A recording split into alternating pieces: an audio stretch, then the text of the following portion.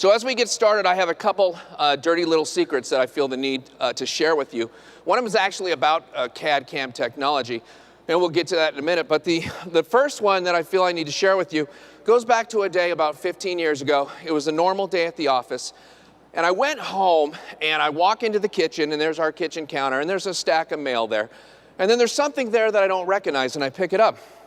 And it's a brochure from a local plastic surgeon for hair replacement surgery. And there was a Post-it note on it in my wife at the time's handwriting that said, "Michael, I made an appointment for you for a consultation. I love you, Jody." It struck me as odd because we'd never had a conversation about my thinning hair. It was thinning, there was no denying that, but at no point did we ever say, hey, maybe we should get some more of it. I just thought this was nature doing what nature was supposed to do. And so for me to come home and see this brochure and she's made an appointment for me without my permission, I was kind of insulted. I mean, this would be like if she came home and I'd left a brochure out for her on breast augmentation with a little Post-it note that said, "Jody, I made an appointment for you for a consultation. I love you, Michael. I love you, but I'd love you more if you were a large C or a small D cup." But I wouldn't do that because that's cruel. We had literally no communication skills between us. That's part of the reason, the main reason the marriage broke up. So I just threw the brochure away and we never talked about it and we pretended like it never existed because that's what you do in passive-aggressive families. You ignore the male pattern baldness elephant in the room and you just throw the brochure away and pretend like it never happens. Well, fast forward about 6 months, I'm working on a patient. He's a friend of a friend, so I feel kind of comfortable with him. And he's had an abscess, and I'm anesthetizing tooth number 10. And I'm sitting there and I've got his lip up. And once you get the needle to the hub, you know, as dentists, there's not much to look at. You know, you've got your loupes on. You're either looking at nose hairs or checking out unibrows. I mean, there's only so many hairy moles. There's only so many ways we can entertain ourselves while we're giving an injection. There's nothing to see. So I'm giving him an injection and he doesn't happen to have any of those curlicue nose hairs or the old man crazy forest eyebrows where they're going all over the place and intertwining. I love those. I want to get the forceps, the temporary crown removers, to start plucking out those weird hairs that are just going out at those crazy angles that are 2 inches long. And he's got a wedding ring. How does his wife not, I don't know. Maybe that's what love is. You're willing to overlook those kind of things. So I'm giving him an injection and I'm looking at his hair. And all of a sudden I realize it's the most gorgeous head of hair that I've ever seen. Now granted, I've been thinking about mine a little since the brochure incident, but I'm looking at this blonde hair of his. It's like amber waves of grain. It just covers acres of hair on his head. And I'm looking at it and I'm just like, oh. And I can't control myself. I looked down and I'd stopped giving the injection. I was falling into his trance. And so I kept giving the anesthetic and I said, Mike, his name was Mike as well. I said, Mike, it's gonna sound a little weird, but I love your hair. I go, I would get anything to have your hair. And he kind of starts laughing while I'm giving the injection. I was like, oh, wow, that sounded weird. So I finish up the injection, I hand the syringe to my assistant, and he starts laughing again. I said, dude, I'm not coming on to you. I promise you. I would give anything to have your hair. And he's laughing, and he says, no, it's not that I'm uncomfortable. He said, it's just that this isn't my hair. And I was like, shut the front door. Whose hair is that? He goes, I don't know, I think it comes from China. I was like, they have blonde people in China? They really are taking over. Wow. I said, how does this happen? He said, well, there's a lady who does my hair. This is fake, it's a hairpiece. I said, you are kidding me. I goes, that looks amazing, and I'm looking at it with 4X loops. I didn't see it from across the street. I mean, I practically have an SEM looking at his hairline, and I'm blown away how real this looks. I was like, what's her name? And he gave me her card. And I went and I got a hairpiece because I didn't want to have surgery. And I knew my wife at the time was getting less and less attracted to me. Little did I know how fast it was actually happening, but I knew it had something to do with the hair. So I went and got this thing glued to the top of my head. And it became the bane of my existence. I mean, honestly, it's horrible living life with something glued to the top of your head 24/7.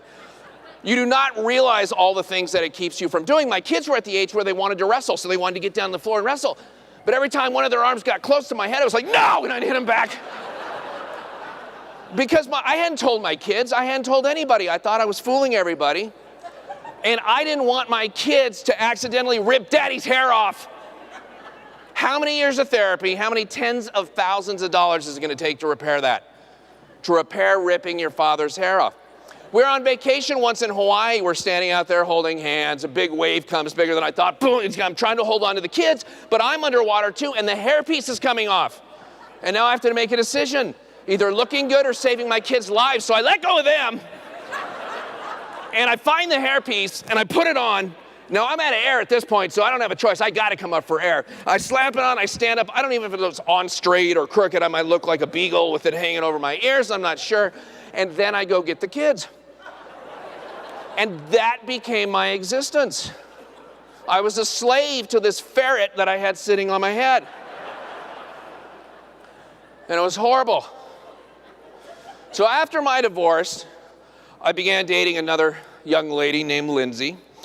And we were going out, and it got to the point where we were about to get intimate. So it was about 15 minutes in. And I don't operate that fast. Come on. It's like 3 months, whatever you find acceptable. Just insert your own number there. I know 3 dates is like supposed to be the limit, but seriously, I was afraid to get intimate because of the hairpiece. I hadn't told her, and she's a few years younger than me. All right, she's a couple decades younger than, no, she's a few years younger than me, and I was afraid to say anything about it, but I knew I had to, because it's really difficult to get intimate with somebody with something glued on your head and not have them know, or have a suspicion. So, being a guy, and you can only hold out for so long, and it's like, all right, now I've got to tell her, and so we sit down on her couch. And I was 1,000 times more nervous about that night than this night.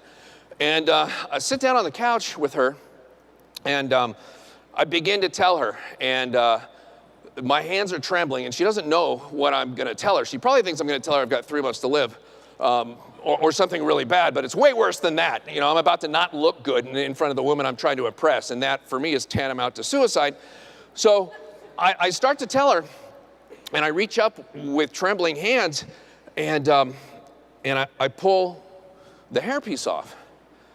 And I immediately lock into her eyes to see what this reaction is going to be. Well, I'm terrified. And she looks right into my eyes, and she takes my head in her hands, and she tilts it down. And she kisses me. She kisses me on the top of the head. She said, "I love it. I think you're beautiful, just the way you are."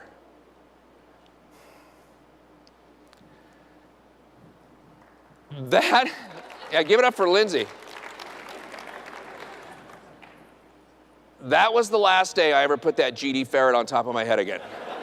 It never went on there again. And it was over. It was freedom. The shackles that were on me were now gone. But I never want to get too far away from that. I never want to forget what that felt like when I wasn't true to myself. And I did something to make somebody else happy and didn't stay true to myself. So I'm never very far away from that hairpiece again. In fact, I'm so close to it, I carry it with me when I travel. Ladies and gentlemen, say hello to my little friend. You really? All right. All right, let's see. We've got all 4,000 people here. Let's see if you agree with my ex-wife.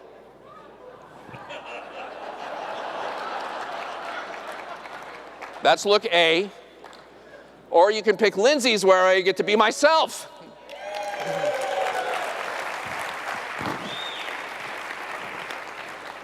That felt fake. I want you all to form a single line and kiss me on the top of the head like she did. We'll do that after.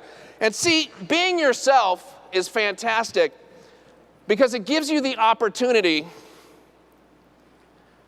if I can advance my slide. There it was. That was version 1.0 of the hairpiece. Little too thick, little too black, little too jet black.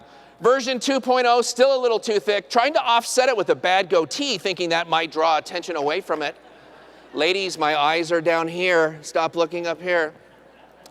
And then the version you saw, 3.0, which looked a little bit better because it started to blend with the gray. But today, to be myself, the great part about being able to be myself is there's about a 1 in 10 chance when somebody sees me now, they will say, you look a little like Bruce Willis. And that's pretty cool.